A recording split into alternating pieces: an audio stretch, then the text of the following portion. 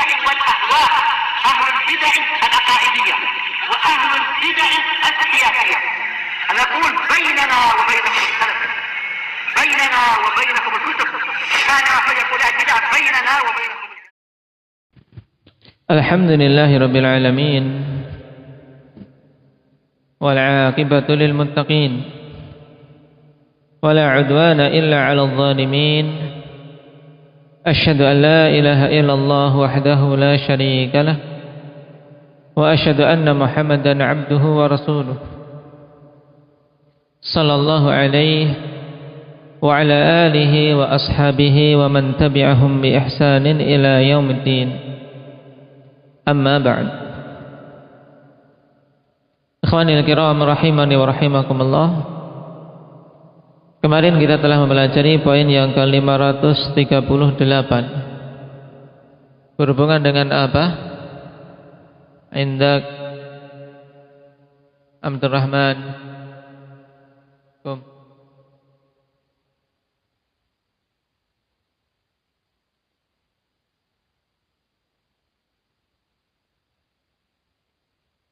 Nah, siapa itu sahabat yang dikubur dengan ayahnya Jabir dalam satu kubur? Siapa? Amr ibnul Jamuh. Tayyib, ahsanta. Dia dari kalangan Ansar atau Muhajirin? Kalangan Ansar. Tayyib, ijlis. Amr ibnul Jamuh ini dikenal dengan sifat apa? Khidir.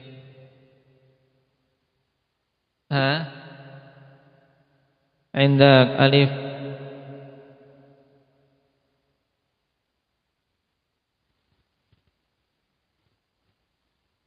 Dengan sifat apa? Kedermawanan. Dikenal dengan sifat kedermawanan di kalangan kaum Ansar, terutama Bani Salimah. Dan beliau adalah Sayyid Bani Salimah sebagaimana ditegaskan oleh Nabi sallallahu alaihi wasallam. Walaupun kakinya pincang, menunjukkan bahwasanya siyadah kepemimpinan itu tidak kembali kepada perkara fisik, tapi inti pada apa? Pada kepribadian yang kokoh.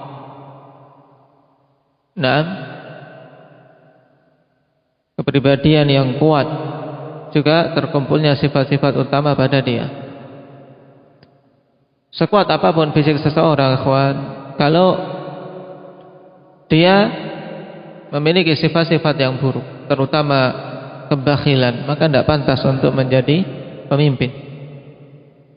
Nah, karena itulah ketika Rasul sallallahu alaihi wasallam bertanya kepada Bani Salimah, "Man sayyidukum ya Bani Salimah?"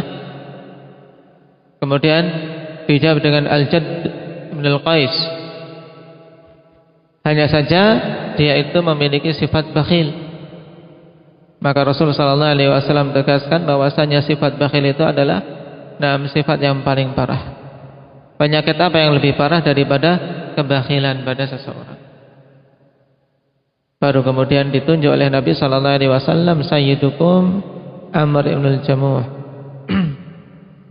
Ya rahimakallah. Maka hiasi ya kawan diri-diri kita semua dengan sifat kedermawanan. Dan di antara hal yang sangat utama untuk seseorang dermawan padanya, yaitu dermawan dengan ilmu. Dengan ilmu. Maka di sini butuh seseorang telah paham dasar-dasar bahasa Arab, durusul lughah atau jurumiyah. Usahakan jadikan itu sebagai ladang bagi kita. Bersemangat untuk mengajarkannya, bersemangat untuk menyebarkannya. Karena sungguh ikhwani fillah, al-jud fil ilm, kedermawanan dalam ilmu itu sangat utama. Selain mendapatkan pahala di sisi Allah Subhanahu wa taala, juga kita tidak terkurangi. Tidak terkurangi sedikit pun. Bahkan dengan kita mengajarkan, membantu saudara-saudara kita yang butuh diajari, ini akan semakin mengokohkan apa yang kita telah ilmui. Nah, akan semakin kokoh dan apa? Itu juga harapan pertanda barokahnya ilmu yang Allah Subhanahu wa taala berikan. Nah, dan juga manfaatkan ketika antum ada teman yang bisa diajari, karena belum tentu seseorang ketika pulang ke rumahnya di sana ada orang yang mau diajari. Antum pulang ke rumah untuk bisa mendapatkan satu orang saja yang mau diajari itu terkadang sulit. Terkadang sulit. Nah, maka ijtihad, bersemangat untuk seseorang apa? Berusaha belajar dengan baik, kemudian apa? Berusaha untuk mengajarkannya, karena sungguh tidak ada jud, tidak ada kedermawanan yang lebih utama, lebih mulia daripada apa? Al-jud fil ilm. Kedermawanan dari sisi ilmu. Nah, karena itulah Abdullah bin Mubarak rahimahullah ketika ditanya, seandainya engkau mati besok, apa yang engkau minta? Atau seandainya engkau mati kemudian ditawari untuk kembali ke dunia, apa yang engkau minta? Nah, maka minta sekejap untuk bisa apa? Mengajari manusia. Wa'allimun nas, aku akan mengajari manusia. Kenapa? Karena dengan mengajari satu orang, kemudian yang satu ini mengajarkan kepada yang lain ini mengajarkan kepada yang lainnya lagi, maka sungguh tidak akan terputus rentetan pahala yang dia terima. Maka keutamaan besar ini jangan sampai seorang ridha untuk diganti dengan beberapa peser rupiah. Nah, tapi murnikan niatan semata-mata mengharapkan keridhaan Allah Subhanahu wa taala dan pahala di sisinya. Oleh karena itulah dulu para utusan Allah Subhanahu wa taala, Allah Azza wa Jal perintahkan kepada mereka untuk mengatakan kepada kaumnya, qul la as'alukum alaihi min ajr in ajriya illa 'ala Allah. Aku tidak meminta kepada kalian itu upah. Nah, balasanku hanyalah atas Allah Subhanahu wa taala. Ini teladan kita semua ikhwani fillah di zaman yang banyak manusia menjadikan perkara agama sebagai ladang untuk mencari dunia. Maka jangan sampai seorang muslim, seorang sunni, seorang talib, seorang dai menjadikan hal yang rendahan ini sebagai apa? Sebagai ganti dari perkara yang Allah Subhanahu wa taala janjikan berupa apa? Pahala yang tidak terputus. Nah, nasallallahu at-taufiq. Sekarang kita masuk pada poin yang ke-539. Qala al-mu'allif hafizahullahu ta'ala, man huwa as-sahabiyyu alladhi nabbaha an-nabiy sallallahu alaihi wasallam عندما سها في الصلاة. عندك مكاشة cilacap tarjim.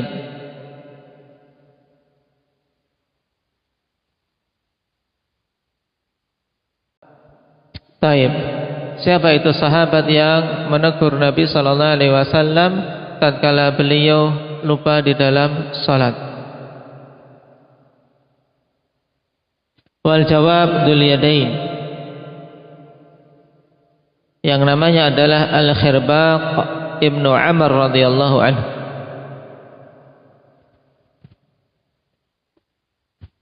Wa dalilu hadits Abi Hurairah radhiyallahu anhu anna Rasulullah sallallahu alaihi wasallam insarafa min athnatain. Dalilnya adalah hadits Abi Hurairah radhiyallahu anhu bahwasanya Nabi sallallahu alaihi wasallam insarafa, maksudnya apa? Maksudnya beliau beranjak dari apa? Dari salatnya. Itu telah apa? Keluar dari salatnya. Dalam keadaan beliau apa? Baru melakukan salat 2 rakaat. Faqala lahu dzul yadain, aqsiratis salatu am nasita ya Rasulullah? Maka Dzul-Yadain mengatakan kepada Nabi sallallahu alaihi wasallam, "Apakah salat telah diqasar ataukah engkau lupa wahai Rasulullah?" Kenapa? Karena seharusnya salatnya adalah 4 rakaat. Nabi sallallahu alaihi wasallam baru salat 2 rakaat kemudian beranjak pergi dan masuk rumah. Makanya para sahabat radhiyallahu alaihim saat itu tidak ada yang berani untuk menyampaikan tanda tanya yang ada pada diri mereka. Dan waktu itu memang ikhwanifillah, waktu masih turunnya wahyu, sehingga para sahabat tidak mengatakan subhanallah ketika Nabi salam di rakaat yang kedua. Sebab masih ada kemungkinan diubah jumlah rakaat dan seterusnya. Makanya para sahabat diam. Kemudian baru seseorang yang dikenal dengan Dzul-Yadain bernama Khirbaq Ibnu Amr memberanikan diri untuk bertanya kepada Rasul sallallahu alaihi wasallam. Dan niat pertanyaannya khonifillah, pertanyaan yang bagus, menunjukkan adab. Karena saat itu masih waktu turunnya wahyu, bertanya, "Aku siratis shalah, apakah salat ini diqasar wahai Rasulullah? Am nasita?" Ataukah engkau lupa? Tayyib. Faqala Rasulullah sallallahu alaihi wasallam, "Asadaqa Dzul-Yadain?" Apakah kemudian Rasul sallallahu alaihi wasallam bertanya kepada para sahabat, apakah Dzul-Yadain itu benar? Dalam artian, karena dalam sebagian riwayat yang lebih panjang khonifillah, Rasul sallallahu alaihi wasallam menjawab bahwasanya salat tidak diqasar. Dan aku tidak lupa. Makanya Dzul-Yadain kemudian mengatakan, engkau telah salat 2 rakaat. Kalau tidak diqasar berarti Nabi sallallahu alaihi wasallam memang tidak menyengaja untuk salat 2 rakaat, berarti lupa. Makanya Dzul-Yadain baru memberitahu bahwasanya Nabi sallallahu alaihi wasallam baru salat 2 rakaat. Disinilah kemudian Nabi bertanya kepada yang lain, apakah benar Dzul-Yadain ini? Faqala an-nasu na'am. Maka manusia berkata, iya. Faqama Rasulullah sallallahu alaihi wasallam. Maka Rasulullah sallallahu alaihi wasallam kemudian berdiri, fa shalla ithnataini ukhrayain. Kemudian salat 2 rakaat yang lain. Tsumma sallam, kemudian beliau salam. Berarti setelah tadi salat selesai, salam, kemudian beliau sempat beranjak pergi dan sempat ngomong, berbicara dengan Dzul-Yadain ini karena ditanya. Ketika sadar keliru, beliau segera berdiri pada posisi salat dan para sahabat pun mengikutinya. Salat 2 rakaat menggenapkan 2 rakaat yang kurang tadi. Kemudian salam. Tsumma kabbara fasajada mithla sujudihi aw atwal. Kemudian bertakbir dan sujud seperti sujud beliau yang biasanya atau bahkan lebih lama, yaitu melakukan sujud sahwi. Hadis riwayat Bukhari wa Muslim. Dan dalam hadis ini ikhwan, selain menunjukkan tentang sahabat yang menegur Nabi sallallahu alaihi wasallam tersebut, yaitu Dzul-Yadain yang bernama Khirbaq Ibnu Amr, yang dinamai dengan Dzul-Yadain dikarenakan memiliki tangan yang panjang, ikhwan.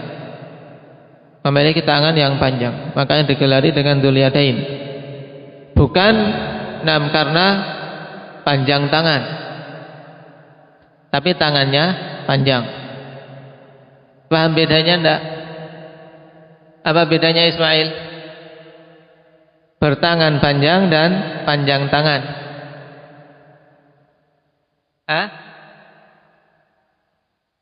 Apa bedanya? Tayyib, dikarenakan dalam bahasa kita penggunaan kata panjang tangan ini bermakna negatif, ya kawan. Berkonotasi jelek, yaitu orang yang suka mencuri. Ya, itu namanya apa? Panjang tangan. Tapi kalau bertangan panjang, ini memang fisiknya apa? Memiliki tangan yang lebih panjang dari kebiasaannya. Nah, taib ini terkadang memberikan manfaat yang banyak. Tangannya tidak bisa metik, dia bisa metik. Banyak. Tangannya panjang. Taib. Nah, ini dzul yadain. Makanya ketika berbeda dari yang lainnya digelari dengan sifat tersebut. Adapun kandungan dari hadits ikhwani fillah, maka hadits ini disebutkan oleh para imam biasanya berhubungan dalam pembahasan salat, sebagaimana disebutkan oleh Imam Muslim rahimahullah taala dalam sahih beliau. Tentang pembahasan sujud sahwi. Dan dalam hadis Rasulullah sallallahu alaihi wasallam mencontohkan bahwasanya sujud sahwi ketika terjadi kesalahan yang seperti itu dilakukan setelah salam. Karena sujud sahwi akhwani fillah letaknya ada dua. Yang pertama sebelum salam dan yang kedua setelah salam. Taib yang setelah salam sebagaimana kita baca dalam hadis ini. Rasulullah sallallahu alaihi wasallam salat yang seharusnya 4 rakaat dilakukan 2 rakaat. Kemudian beliau ketika diingatkan sadar menambah 2 rakaat lagi, sehingga totalnya 4. Kemudian salam dan setelah itu sujud sahwi. 2 kali sujud ya, bertakbir dulu, sujud, bacaan sujud sahwi sama seperti bacaan dalam sujud biasa, subhana rabbiyal a'la, atau bacaan yang lain yang masyru'. Tidak ada bacaan khusus untuk sujud sahwi. Kemudian duduk di antara 2 sujud, juga tidak datang dalil yang khusus tentang bacaannya, sehingga para ulama mengatakan dibaca seperti bacaan duduk di antara 2 sujud yang biasa. Baru kemudian sujud yang kedua, setelah itu bangkit dan salam. Nah, para ulama memberikan dhabit, memberikan penjelasan kapan kita menentukan sujud sahwi itu, sebelum salam atau setelah salam. Dan ini mempermudah kita ya kawan, karena kalau seseorang mengingat-ingat kasus-kasus yang ada dalam hadis, tentunya terkadang dia lupa-lupa, apalagi yang tidak menghafal hadisnya. Makanya Syekh Ibnu Utsaimin rahimahullah taala menjelaskan kalau kesalahan itu berupa penambahan rukun atau penambahan gerakan, taib, atau penambahan sesuatu di dalam sholat,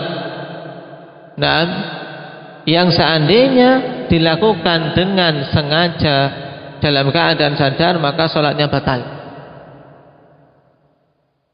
Maka ikhwanifillah, dia sujud sahwinya setelah salam. Contohnya ini, karena Rasulullah sallallahu alaihi wasallam berarti dalam kasus ini menambahkan apa Abdul Razak? Tahiyat. Berarti dalam satu salat tahiyatnya berapa?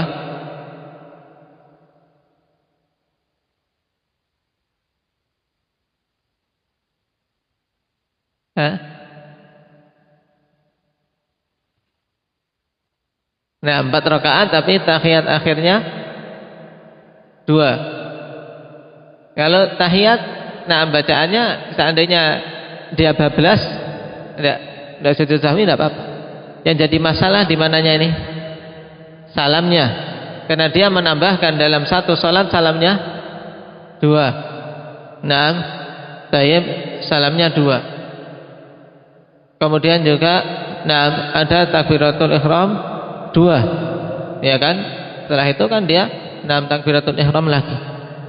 Makanya ada kelebihan sehingga sujud sahwinya setelah salam. Adapun sujud sahwi yang sebelum salam, maka batasannya adalah ketika kesalahan tersebut berupa apa? Berupa kekurangan. Seperti dalam kasus di mana Rasul sallallahu alaihi wasallam lupa apa Muhammad? Lupa tahiyat awal. Ketika lupa tahiyat awal, ini jelas dia kurang. Karena apa? Dari nah, duduk istirahat kemudian langsung berdiri. Nah, kurang tahiyat awal, juga kurang apa? Takbir intiqal. Ya kan? Karena dari tahiyat awal untuk bangkit ke rukuk ada takbir. Nah, makanya ketika tahiyat akhir ikhwanifillah dia sujud sahwinya setelah atau sebelum salam. Paham Syahrul? Sujud sahwi sebelum salam berarti kriterianya bagaimana? Apabila kesalahannya berupa kekurangan. Nah, berupa kekurangan. Baik. Ini diingat-ingat. Dan juga tanbih ikhwanifillah yang terkadang banyak kita dapati para imam-imam keliru. Nah, berhubungan dengan takbir ketika bangkit dari sujud. Ketika bangkit dari sujud pada rakaat pertama dan ketiga. Nah, ini takbirnya itu ikhwanifillah Allahu Akbar itu untuk apa? Ke sujud, ke duduk istirahat. Jadi Allahu Akbar duduk istirahat. Bukan apa? Duduk istirahat dulu baru kemudian Allahu Akbar naik. Nah, ada munawamun nas terkadang memang mereka tidak ada duduk-duduk istirahat segala, ya kan? Langsung bablas Allahu Akbar langsung naik. Tapi ini sebagian pada ikhwah kita yang menyatakan yang juga meyakini duduk istirahat itu disunnahkan. Nah, terkadang duduk dulu baru kemudian Allahu Akbar naik. Nah, ini keliru ya, ikhwan. Karena intiqalnya perpindahannya adalah dari posisi sujud ke duduk istirahat. Nah, baru kemudian naiknya tanpa takbir. Ketika dari posisi duduk istirahat, nah untuk naik itu tanpa takbir lagi. Ini perlu diperhatikan. Ini berhubungan dengan sujud sahwi tadi, ada dua tempat. Terus kalau seseorang bingung, ikhwan, seorang bingung ini sujud sahwinya di mana? Nah, apakah di tempat sebelum salam ataukah setelah salam? Maka seandainya memang ketika seorang betul-betul bingung ikhwanifillah, maka ahsan dan amannya dia tempatkan di mana? Setelah salam. Atau dia bingung ini sebenarnya sujud sahwi enggak? Kesalahanku ini sujud sahwi enggak? Kadang-kadang sebagian misalnya, nah dikiranya itu butuh sujud sahwi misalnya. Seperti misalnya apa? Keliru pada hal-hal yang sunnah. Kalau keliru pada hal-hal yang sunnah, misalnya, nah harusnya salat jahriyah. Nah, salat jahriyah pada rakaat pertama atau rakaat kedua ternyata dia tidak membaca jahar. Ini imam. Misalnya membaca Al-Fatihahnya sir karena lupa. Dikiranya salat sendiri atau nah ada hal yang lain.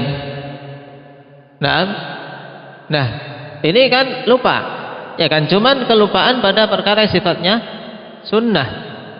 Nah, sifatnya sunnah sehingga tidak memerlukan sujud sahwi yang seperti ini. Nah, kesalahan-kesalahan atau kelupaan pada hal-hal yang sifatnya sunnah maka tidak memerlukan sujud sahwi. Nah, seandainya dia bingung, ini sujud sahwi enggak? Tadi padahal makmumnya sudah subhanallah subhanallah enggak bunyi-bunyi misalnya. Nah, imamnya menang wae di rakaat kedua. Makmum pada subhanallah subhanallah. Nah, akhirnya dia bingung mau sujud sahwi atau enggak.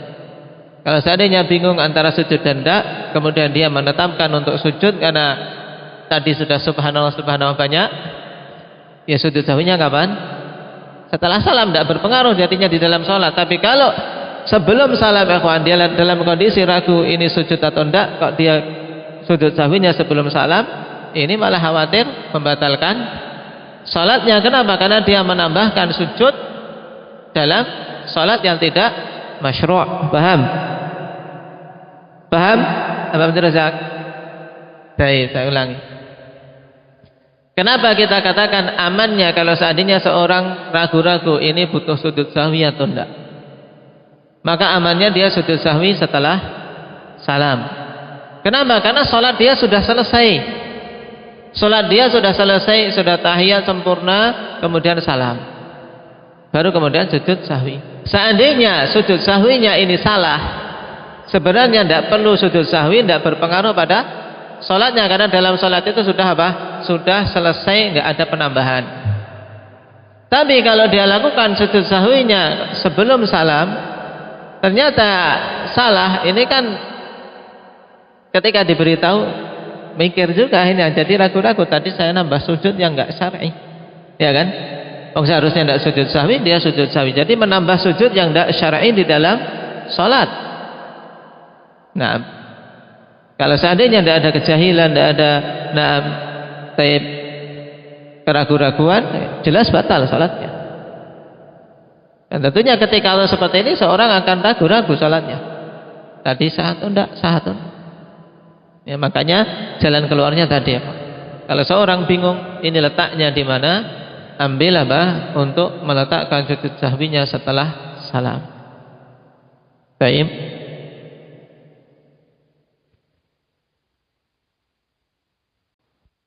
Di sini juga ikhwanifillah, Rasulullah sallallahu alaihi wasallam ketika sujud sahwi dikatakan mithla sujudihi au aqwal. Berarti sujud sahwi itu bukan sekedar cuman cepet-cepetan, sekedar asal-asalan. Tapi ya betul-betul kita sujud, apalagi itu sujud sebagai apa? Sebagai bentuk untuk apa?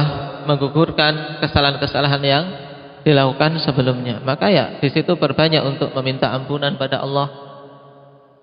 Perbanyak agar diterima salatnya.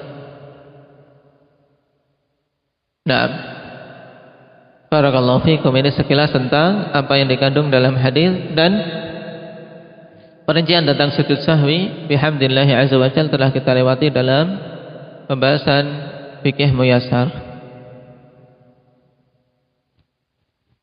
Nasallallahu at-taufiq was sadad.